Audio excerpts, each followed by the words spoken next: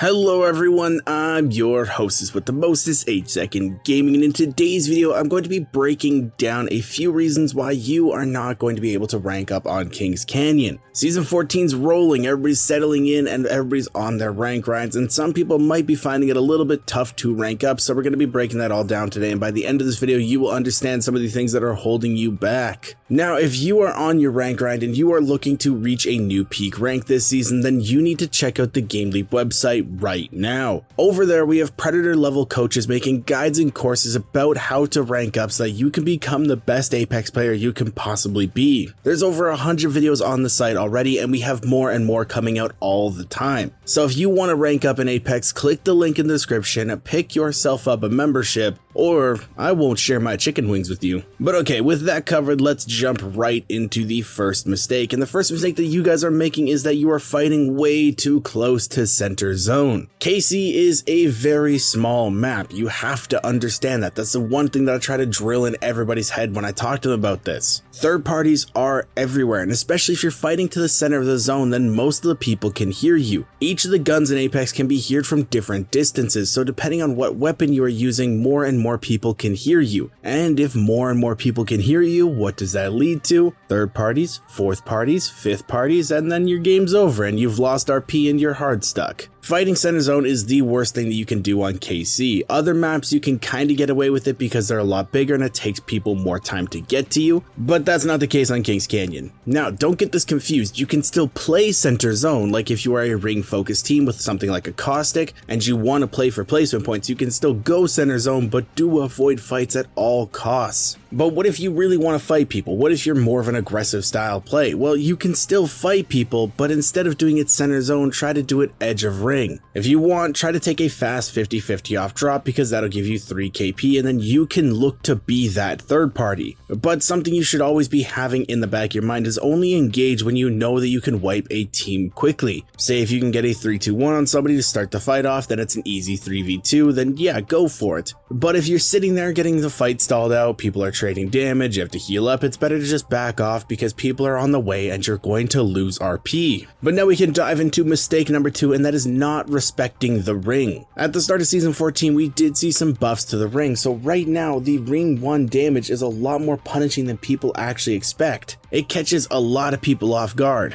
But not only does it do more damage, it starts to come in a lot faster, so you have less time to loot and less time to fight off drop. So with this in mind, you have to be starting your rotations a lot sooner. I see people that don't really pay attention to the map, they don't see how far they have to actually run. They start a fight, it gets drawn out, they get caught in zone, they die to it because they just weren't paying attention. I've seen people just also straight up not care. They'll be looting, the ring will come, they just won't care and they'll continue to loot and they'll die because of that. You guys have to make sure that you're planning rotations well before the ring even is near you, because if you start to get caught in the ring and you still have a fair distance to run, you're going to be chugging through health meds. And then if you get out of storm and you don't have any health meds and a team just happens to be there and you have to fight them, if you don't win that, you're going to be in a very bad situation. So start respecting the ring. Now mistake number 3 is going to be one that throws a couple people off, but this is you're not playing like your rank. Now this can be confusing and a lot of people are probably scratching their head, but just stick with me for a second. I've been watching a lot of lower ranked players on Twitch right now because I want to see how these lower players act in certain situations so that I can start to make better videos on here for you guys to help you out more. And one of the things that I've seen a lot recently is people will try to implement stuff that they see in higher ranks because they think because it works there, it'll work here. They'll try to do some random pushes or even try to hold buildings that only work in higher ranks because of how other teams play. But you guys need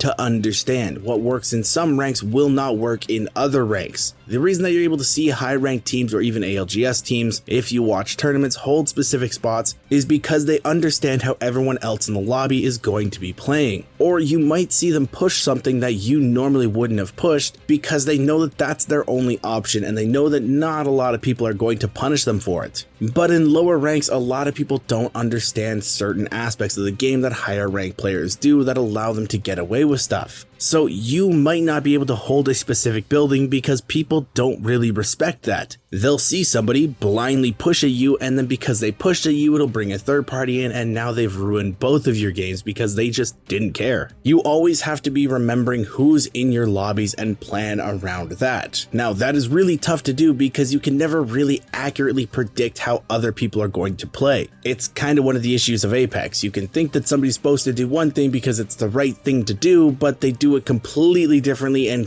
just throw your game plan off. Now you might have the skill set of a diamond player, but if you're trying to play like a diamond player in something like a silver lobby, it's not going to go as well as you think it will. Now mistake number 4 is you guys need to stop chasing kills so damn hard. This is one of the other things that I've seen lower elo players do when I've been watching their streams. They get into a fight, one person escapes, and then they put their 10k Fitbit steps in just chasing them all over the map because they need to get that kill. All this does is make it so your team cannot loot the kills that you just got. You're also wasting more resources because you're firing more bullets, you're using your cooldowns, you're trying to catch up to them, and it's probably putting you in a worse spot because if they're running away from you, they're probably running out of ring, and if you're out of ring, then if another team comes behind you, they can gatekeep you and you're kind of screwed. Or alternatively, they could just continue to run into another team and you chase them into that team, and now you're in another fight in a bad spot. Now this is something that not just low elo players do, I see a lot of high elo players do it as well, but you need to get this out of your head. Chasing is fine, but after a certain point, you just gotta let it go. There's no point just continuing to run after somebody if it's going to put you in a worse spot. KP is cool, getting more points in a game is cool, but it's not worth it if you're just gonna throw your game over it. Take a deep breath, let them go, let them die to another team, reset, loot up your kills, and get to a good position. When you're in that good position, other teams might be forced into you where you'll be able to just pick up more KP because of that. That solo might have been forced to turn around, come back to you, you're going to be able to pick him up, or maybe because you're by their banners, they might try to wrap around, try to pick up their teammates, and you're going to be able to get the kill. Now, I don't endorse banner camping, but I also wouldn't tell somebody to not do it because it is a viable strategy.